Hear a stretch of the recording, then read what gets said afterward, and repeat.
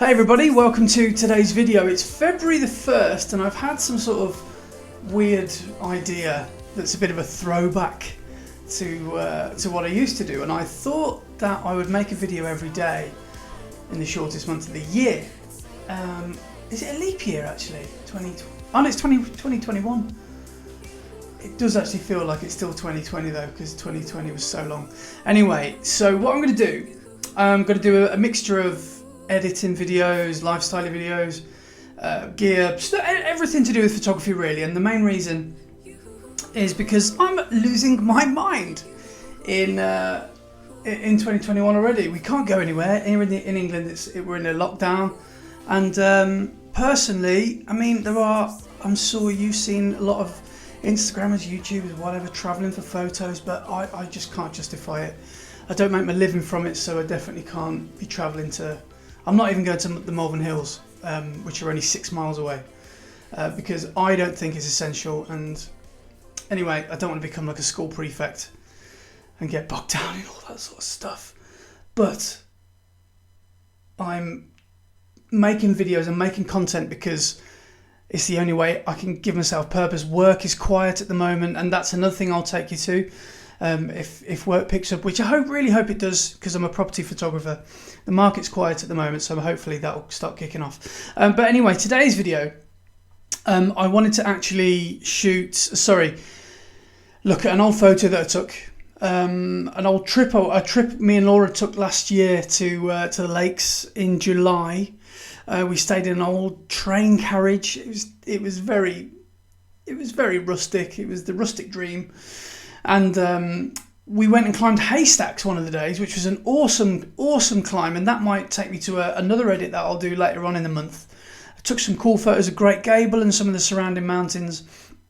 But one photo I wanted to do is a portrait of me, and I wanted to edit it because so many photographers are probably not used to editing photos of themselves, and I don't think there's anything wrong with it.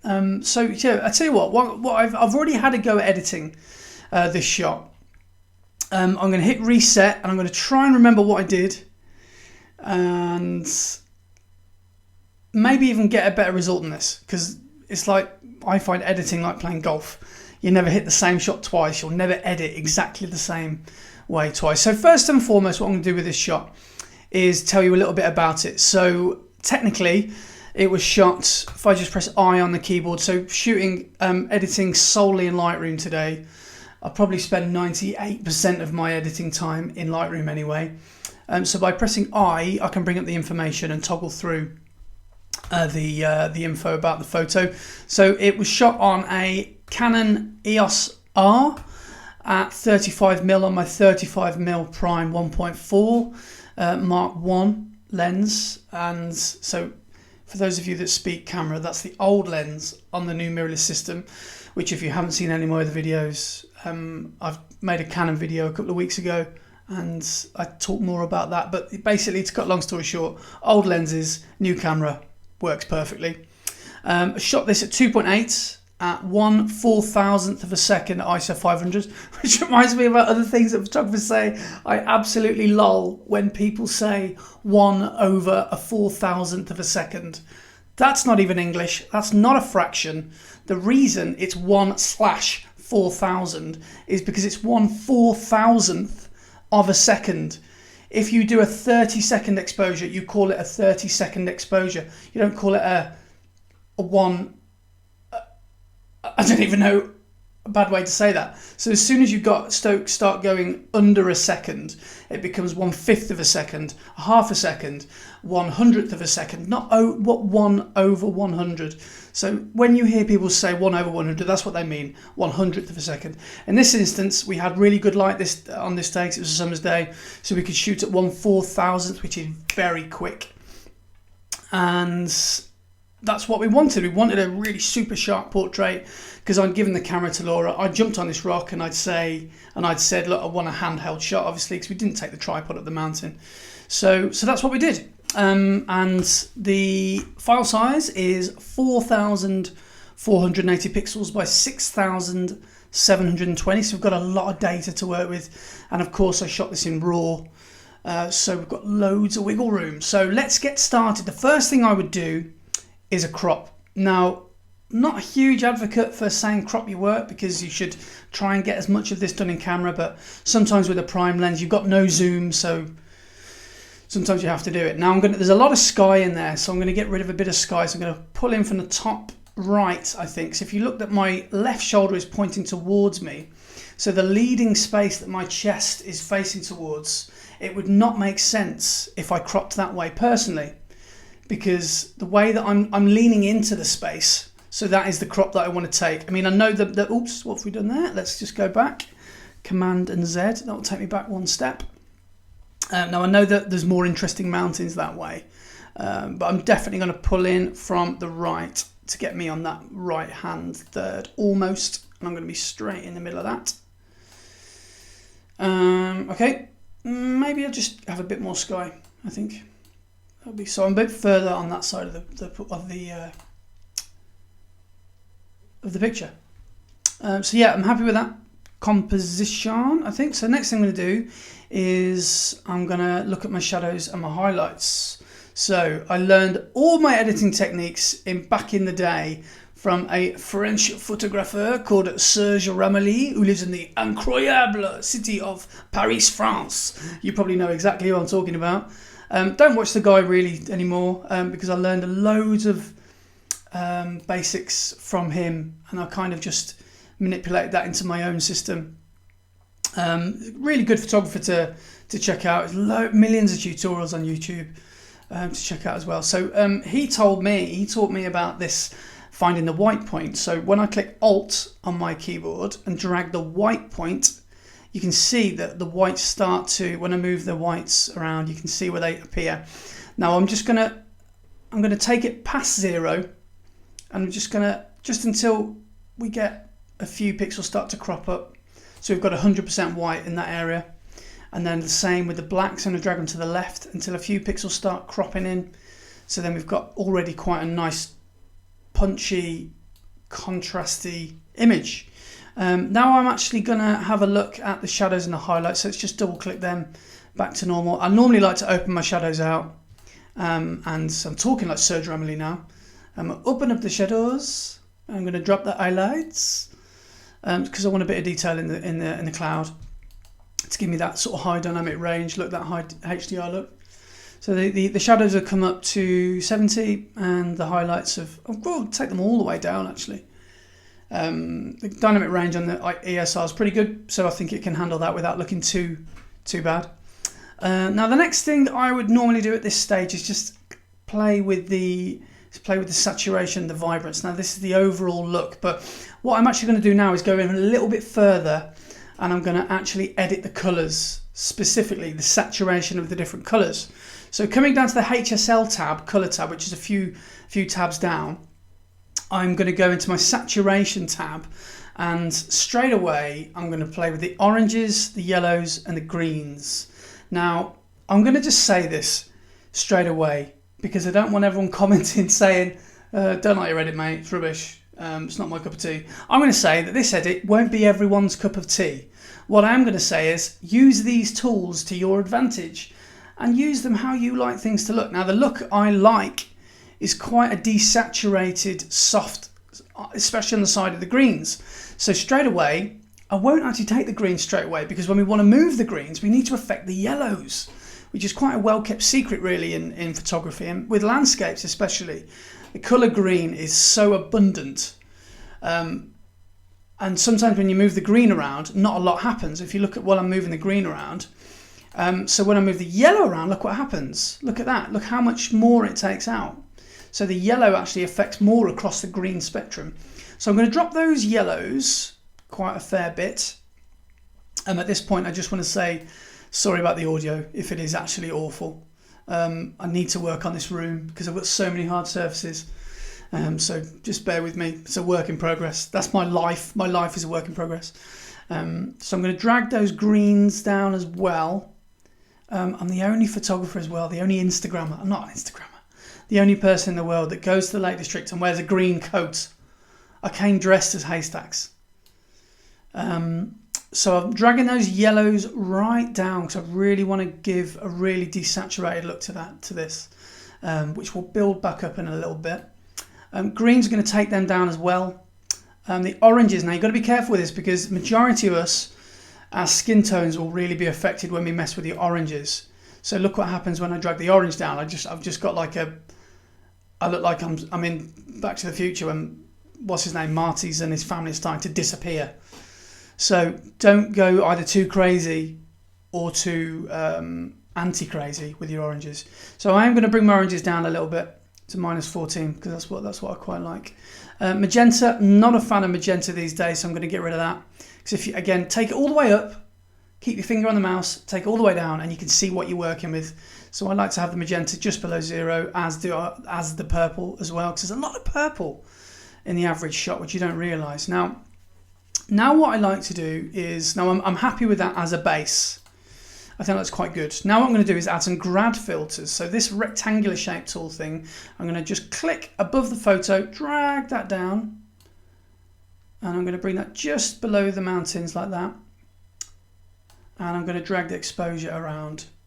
Now I want a moody, I know you've heard every photographer ever in the world say I want a moody sky, but that's exactly what I want. So I want to make it look quite tempestuous, quite tempesty, and drag the exposure down. And also grab the highlights down and the shadows. What should we do with them? Yes, drag them down as well so we get a bit of definition in the mountain.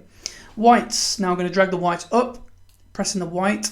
I know the white doesn't really work on the Grad fill, so don't worry about pressing Alt. And black, I'm going to drag the blacks down as well. Add a bit of contrast, we've got a nice contrasty sky. Now, you shouldn't always do this, but I like to sometimes add clarity in the sky rather than take it away. So I'm going to add a bit of clarity, add a bit of texture just to really make those clouds look a bit angry, which is what we want. I'm going to add a bit of saturation as well, just to make it look a bit bluer, a bit more purplier. So I'll add, we'll go up to 10 on the saturation. Done. Okay, now I'm going to drag a grad filter up from the bottom and sort out the foreground. Now the foreground for me is a bit bright, so what I'm going to do is two things. I'm going to drag it down slightly, and I'm going to add some texture. Look what it does to the grass texture.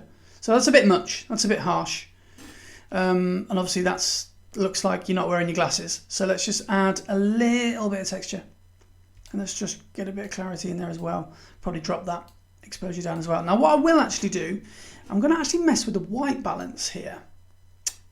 So I've got quite a cold bluey roof ceiling of this image, so why don't we have quite a warm foreground? So let's just warm the foreground up a touch. So let's drag the white balance to the right, temperature to around about 20. Oh, that's good. That's quite cool. Quite like that. Okay, now let's go into that to that beautiful young man stood on that rock. Me. Right, now I'm gonna zoom in even further. So on the top left, next to on navigator, if you press 1 to 1, 3 to 1, you can go as 11 to 1 if you really want to, and then the image starts to fall apart. I look a little bit like I've trying to work out if I've left the back door open. Now, because it was high summer in the lakes, I've got loads of mozzie bites, and the sorts of places that me and Laura like to stay normally like to, we don't stay in the, the Radisson Blue kind of accommodation. We normally like to stay somewhere very rustic, so we normally get bitten to high hell. So I'm going to get rid of some of these. This is entirely vanity based, so not everyone's going to do this, but I'm just using the spot removal tool to literally get rid of some of these spots. Just get rid of them. Now, Lightroom is normally quite good at suggesting a place to clone from, and because I'm stood so far away from the camera, you won't really notice. So let's tidy it up a bit. Yeah, good. That'll do. Now, one thing I'm going to do is I'm going to draw a radial filter over me, because I want to pop, darling. I want everyone to look at me, darling. So I'm going to draw an exact rugby ball shape, so American football, like well, not quite an American football, rugby, but a nice oval there. We press invert, so then we're only working with what we've selected. and then I can play with the exposure. So I'm going to take myself up to 0.60 and I drag everything else down. So then the whole thing goes down, but remember we isolated the subject. So that should make me stand out a little bit more. That looks kind of cool. All right, yeah, I like it that so far. Right, good. Now one thing I like to do is a fake sort of sunburst effect. So I'm going to get a radial filter, and let's get the sun coming in from the left, hitting haystacks, which is just behind me there. So let's grab a radial filter and let's just blast it with a bit of light. So let's take the exposure up slightly, because that's where the sun would come from, and let's just add a bit of sunlight by sort of taking the white balance to the right a little bit. Remember, it was summer, so we can get away with this sort of image. So the light was a lot warmer than it is now. Having said that, I haven't actually seen actual light for what seems like years, so I don't know what it's like outside. I'm going to just drop that foreground down a little bit, and I quite like that. Okay, now what I'm going to do, I'm going to just play with the saturation. Now this is something I like to call reverse saturation. So I'm going to pick up the saturation to around about 20, and I'm going to pull down the vibrance. So that's just making the different individual channels of the saturated colours just going to chill them out a little bit. So that's what it would look like if we oversaturated with a lot of vibrance as well, but we don't want to do that. So pull the vibrance down below 0 and you get quite a nice effect. See, I quite like that. And I really wish I was wearing a red jacket at the time, but I'm not. So looking at my face, I look a little bit orange. So I'm going to draw a brush over my face, show selected mask overlay. I'm going to keep my finger on command, draw over my bonds, just draw a mask over that, and I'm just going to take some saturation out. Not too much.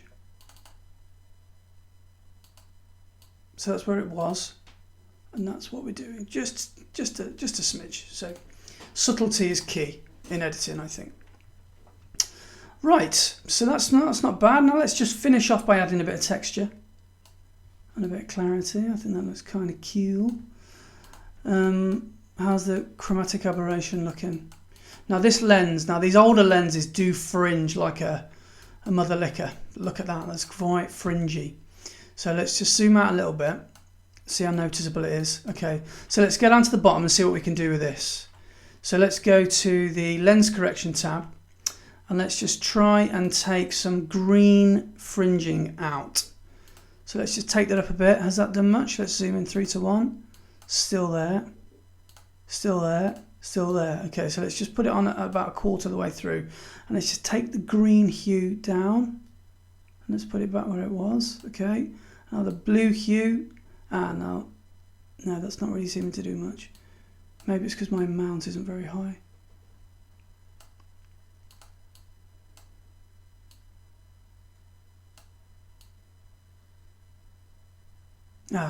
That seems to be the sweet spot there, about there. So we can bring the green hue back, because I bet you my coat has changed colour when I'm messing with the green hue. Yeah, look at that. How's it look on that side? Yeah, that's not too bad either. I mean, this is not very noticeable really to the average person. And of course, what you could do is just actually click on the profile tab and press remove chromatic aberration. Doesn't always do the job, so sometimes that's why I do it manually. But yeah, so how about that? So I think we are done for a profile picture. Quite like that. I think that's kind of cool. Oh yeah, one last thing. I think I'm going to colour in the mountains and add a bit of clarity behind me. So pressing command when I've selected a brush, I'm just going to sort of draw a brush over those mountains there, over those craggy bits, the bits that are a bit dark, the bobbly bits, the knobbly bits. Anyone climbed haystacks while we're chatting? What do you think about it? We got to the top, couldn't see a thing. We thought we would by this point because we were probably about an hour or two from the summit. Summit's just above my head there, and by the time we got up there, it was couldn't see about 20 yards in front of you, and it was about 5,000 mile an hour winds. So that was good. It was an awesome climb though. So that's a bit too dark, obviously, so we don't want that. So let's just bring the exposure down a smidgen. Let's get some clarity in there and some texture. Get texturelicious. That looks quite cool, doesn't it? Cool, okay. So I think I'm there in the frame and I kind of complement it quite nicely. Now looking at the histogram at the top, it's not actually very well exposed. It's quite on the dark side. So actually I am going to pick the exposure up a bit. It's probably a bit much, isn't it? Yeah. So it's going to be a darker image because we've got a lot of mid-grey in there and below. Which I'm okay with. I kind of like images like that. And I think that's it. I think that's all we're going to do. In fact, I'm going to add a bit more sunshine. So where's that sunshine tab there? Let's make it a little bit yellower. So again, like I said at the start, you might hate this image. You might hate this. And that's fine. You can't please everyone with your editing. So if you hate it, let me know why you hate it.